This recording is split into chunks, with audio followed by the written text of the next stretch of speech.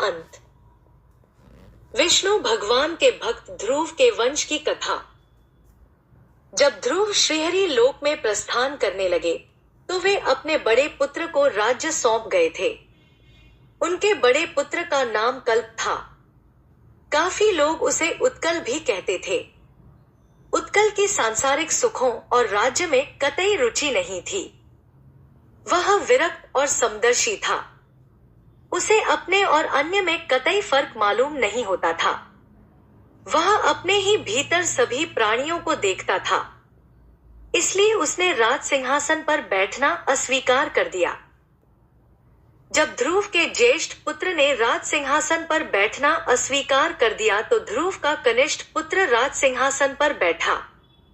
वह अत्यंत धर्मात्मा और बुद्धिमान था। उसने काफी दिनों तक राज्य किया। उसके राज्य में चारों तरफ शांति थी। प्रजा को बड़ा सुख था। वत्सर के ही वंश में एक ऐसा राजा उत्पन्न हुआ जो अत्यंत धर्मात्मा था, सत्यव्रती और बहुत शूरवीर था। जिस तरह वसंत ऋतु में प्रकृति हरी भरी रहती है, उसी तरह उस राजा के राज्य में प्रजा खुशहाल रहती थी। उस राजा का नाम अंग था। अंग का यश चारों ओर फैला हुआ भी था। उसकी प्रजा उसका बहुत सम्मान करती थी। एक बार अंग ने एक बहुत बड़े यज्ञ का आयोजन किया। यज्ञ में बड़े बड़े ऋषिमुनि और विद्वान ब्राह्मण आमंत्रित किए गए। यज्ञ के लिए पवित्र स्थानों से चुन चुनकर सामग्रियां मंगाई गई थी। तीर्थ स्थानों से जल मंगाया गया था। शुद्ध और पवित्र लकड़ियां इकट्ठी की गई थी। किंतु विद्वान ब्राह्मणों ने वेद मंत्रों के साथ देवताओं की आहुतियां दी तो देवताओं ने उन आहुतियों को लेना उठे। उन्होंने दुखित स्वर में कहा, पूज्य ब्राह्मणों, यह तो बड़े दुख की बात है। क्या मुझसे कोई अपराध हुआ है या मुझसे कोई पाप कर्म हुआ है? मैंने तो अपने ज्ञान में आज तक कोई ऐसा कार्य किया नहीं। विद्वान ब्राह्मणों ने उत्तर दिया, महाराज, आप तो बड़े धर्मात्मा और पुण्यात्मा है। कोई सोच भी नहीं सकता कि आपके द्वारा कभी कोई पाप कर्म हुआ होगा। इस जन्म में तो आपने कभी कोई पाप कर्म किया नहीं। हो सकता है पूर्व जन्म में आपने कोई पाप कर्म किया हो। मनुष्य को पूर्व जन्म में किए हुए अच्छे और बुरे कर्मों का परिणाम भी भोगना पड़ता है। महाराज अंग ने दुखित स्वर में कहा, यज्ञ मंडप में बड़े बड़े विद्वान ब्राह्मण और ऋषि और मुनि उपस्थित हैं। यहाँ ऐसे भी ऋषि और मुनि हैं जो तीनों कालों के ज्ञाता है। मेरी प्रार्थना है कि वे मुझे अवगत कराएं, इस जन्म में या पूर्व जन्म में मुझसे कौन सा पाप कर्म हुआ है। महाराज अंग की प्रार्थना सुनकर ऋषिगण सोच में पड़ गए। कुछ पलों के पश्चात ऋषियों ने कहा, महाराज, इस जन्म में या पूर्व जन्म में आपसे कोई पाप कर्म नहीं हुआ है। सत्य बात तो यह है कि आप पुत्रहीन हैं। जो पुत्रहीन होता है, देवगण उसके यज्ञ की आहुतियां स्वीकार नहीं करते। इसलिए यदि आप देवताओं को प्रसन्न करना चाहते हैं तो सर्वप्रथम पुत्र की प्राप्ति के लिए यज्ञ करें। जब तक आप पुत्र प्राप्त नहीं कर लेंगे, देवगण आपकी आहुतियां अस्वीकार करते रहेंगे।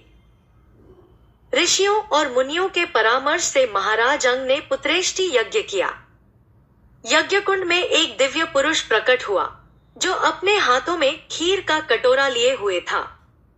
उसने खीर के कटोरे को महाराज अंग की तरफ बढ़ाते हुए कहा, महाराज, कटोरे की खीर को अपनी रानी को खिला दीजिए। आपको निश्चित रूप से पुत्र प्राप्ति होगी।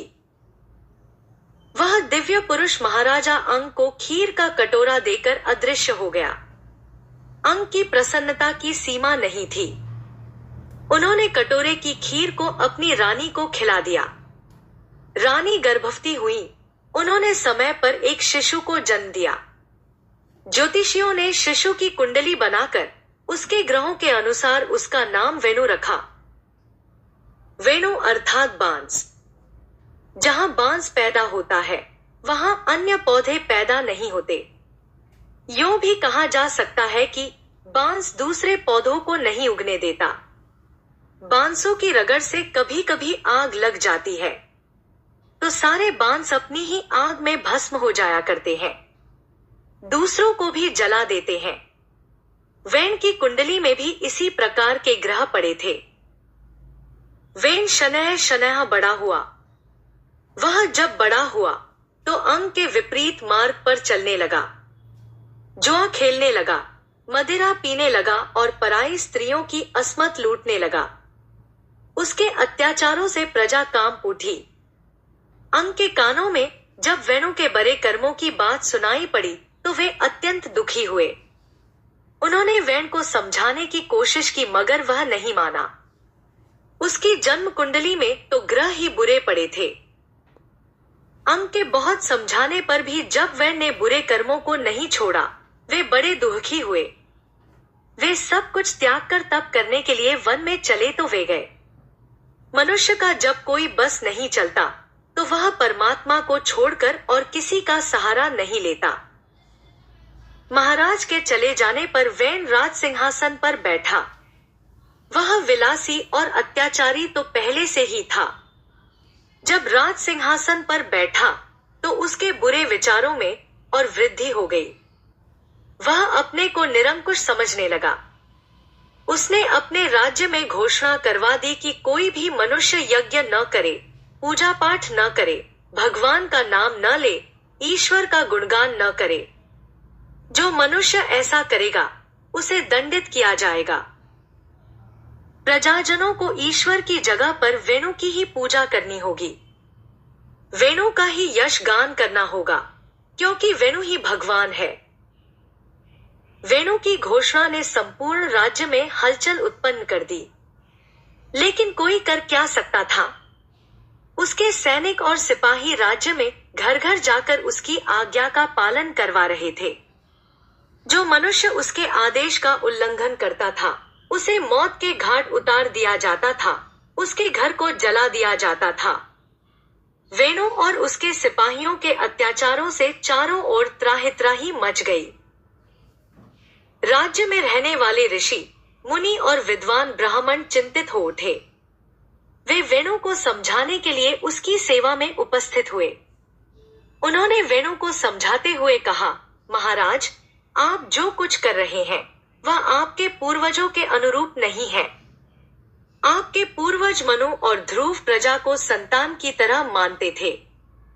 वे प्रजा का पालन करना ही अपना सबसे बड़ा धर्म समझते थे। आपके पूर्वज ईश्वर भक्त थे। वे अपने को ईश्वर का तुच्छ सेवक समझते थे। राजा को स्वयं को सेवक मानकर प्रजा का पालन करना चाहिए। जो राजा प्रजा का पालन नहीं करता वह नरकगामी होता है। परंतु वेणु के ऊपर ऋषियों और मुनियों के कथन का कुछ भी प्रभाव नहीं पड़ा। वह उनके कथन के उत्तर में बोला, ऋषियों, राजा के शरीर में देवता वास करते हैं, इसलिए वही सर्वश्रेष्ठ है। प्रजा को उसी का गुणगान करना चाहिए, उसी को ईश्वर मानना चाहिए। मैंने जो कुछ किया है उचित ही किया है। तुम सबको मेरी आज्ञा का पालन करना चाहिए। मेरे बताए हुए रास्ते पर चलना चाहिए। वेणु की कटु बातें सुनकर ऋषियों और मुनियों ने सोचा, वेणु के मन पर किसी भी बात का प्रभाव नहीं पड़ेगा। मनुष्य जब निरंकुश हो जाता है तो वह अपने हाथों से ही अपना विनाश कर डालता है। ऋषि और मुनिगण दुखी होकर वन को प्रस्थान कर गए। वेणु निडर होकर पाप कर्म करने लगा, अत्याचार करने लगा। प्रजा उसके अत्याचारों से दुखी होकर हाहाकार करने लगी, चीत्कार उठी, भगवान को रक्षा के लिए पुकारने लगी। प्रजा की पुकार ऋषियों के कानों में पड़ी। ऋषियों ने एकत्र होकर सोचा, वेणु जब तक जीवित रहेगा उसका अत्याचार समाप्त न होगा, इसलिए उसे मार डालना उचित है। अत्याचारी और अधर्मी को मार डालने से पाप नहीं लगता।